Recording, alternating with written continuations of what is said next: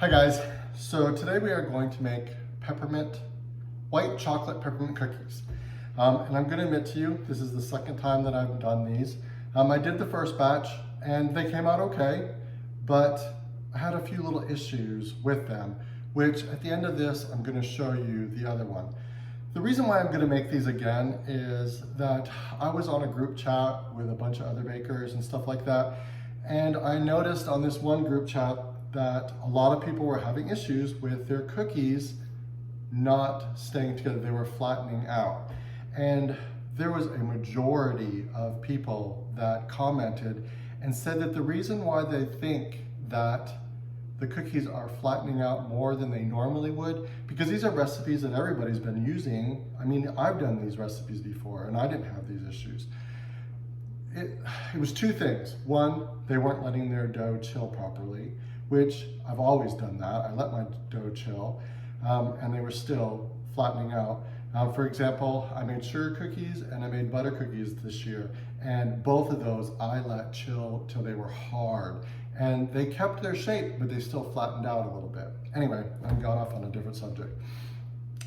So the majority of them were saying that the reason why that these were flattening out was because they were putting more water in the butter than they used to, which leads me to believe that I actually believe that, because there's been other recipes that I've done.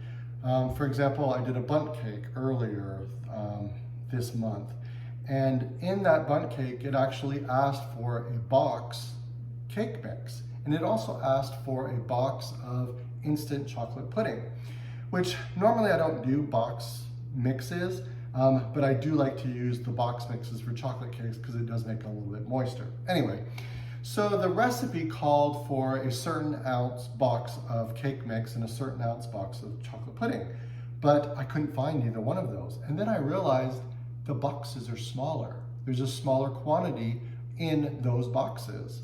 So the cake mix was smaller, the chocolate pudding was smaller, but the same ingredients were going into it that I remember, 3 eggs, water, oil. It was the same amounts, but the consistency was different. So one of the things that people were talking about was that they were switching up on their baking. Instead of using all butter, they were using half butter Crisco.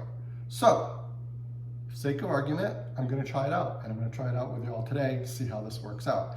And we're going to do this cookie over again because everything in this recipe is going to be exactly the same as the one I did before, except for the butter and the Crisco, because the other recipe had all butter. And we're going to see how they come out, and then I will show you when we're all done. So I'm not going to go through that whole recipe. I'm going to go through the whole recipe with you on this one, and if it all works, then I'm going to cut out that other video and just show you in this video. But we're just going to test this all out. So we're going to put in a mixer 1 cup of the butter Crisco, and half a cup of the butter Crisco and half a cup of regular unsalted butter. Also, just to go back on the butter thing too that I just thought of, I do realize that there's different consistencies of butter as far as quality of it. And I want to, on the butter cookies, I used a very high quality butter on that one. And those still, they held their shape a little bit. They have a little bit of the swirl in the butter cookie, but they still spread out somewhat. So I don't know what's going on with the butter thing, but we're going to find out.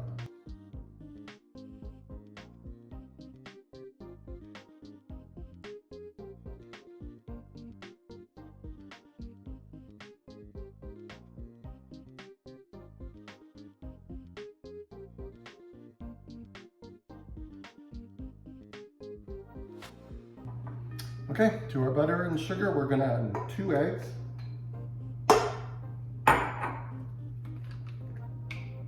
1 teaspoon of vanilla,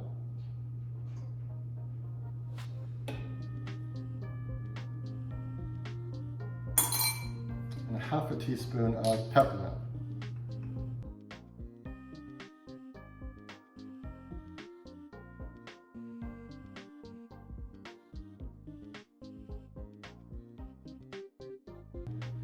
Okay, we're going to take 2 2.5 cups of flour. I'm going to put in a 1/2 teaspoon of baking soda, 1/4 teaspoon of baking powder, and 1/4 teaspoon of salt.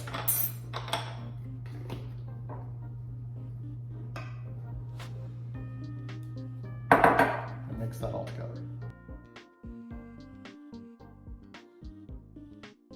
Okay, to that we're going to put in 1 cup of peppermint, crushed peppermint, and 1.5 cups of white chocolate.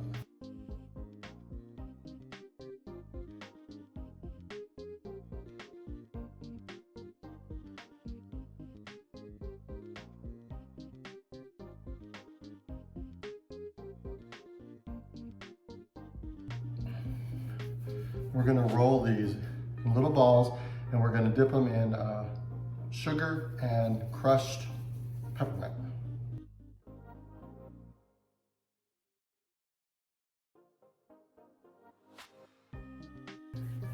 My little idea of spraying my thing isn't working. Okay, I'm going to fill up my plate of these, and then I'm going to put them in the refrigerator for about 10 minutes. Once they've chilled for a little bit, I'm going to put them in a 350-degree oven for 6 to 8 minutes, and then I'm going to pull them out, let them cool, and then once this is all done, we're going to come back together and I'm going to show you the difference between the two cookies and see if the straight butter compared to the butter and Crisco, and see what the difference is. And we'll talk to you all in a bit. Bye. Hey guys, okay, so I've got the cookies all done, and there is a big difference between the two. So, like I said, both mixtures were exactly the same, except for one had a cup of butter, the other one had a 1/2 cup of butter and a 1/2 cup of buttered Crisco. Everything else was exactly the same. And I even used a scoop so that the size was the same, the temperature of the oven was the same, and they were in the oven for the same amount of time. So this is the cookie that was made with just butter. That's the cookie with just butter. As you can see, it kind of bubbled. I don't know how to explain it. I mean, it's not bad, it's still a good cookie. It's just, it flattened out a lot more. This is the cookie with 1/2 Crisco and 1/2 butter. There's how much more that one spread out than this one. So, they're both exactly the same as far as taste-wise. I mean, this one's probably a little bit more crispier. This one's more a little softer than this one, but that's about it. They're not, neither one is gross. They both taste just as good. This one's prettier than this one is, but again, they both look the same. And this one, for some reason, it's like when it cooked, it's like all the candy came to the top when it melted out, I think. Then when this one, you know, the candy is in the cookie, whereas this one, it came to the top part and melted. Anyway, I don't know. So that's the difference between the two. This one's much prettier. Again, they both taste just as good, so it's up to you how you all want to do it. Anyway, I thought it was a good experiment, especially when I was talking with other people, and you know, with the whole size difference and stuff. And you see that with all sorts of different kinds of foods. Everything that we buy now is much smaller, but it's just kind of weird with baking, because baking is much more of a science, and if you start messing with the quantities, it messes up with the whole outcome of the product. So I think it's a big difference on baking, whereas on other things, it's probably not such a big deal. Anyway, that's my 2 cents. Hope you're all having a great weekend, and I'll talk to you all in the next video. Bye.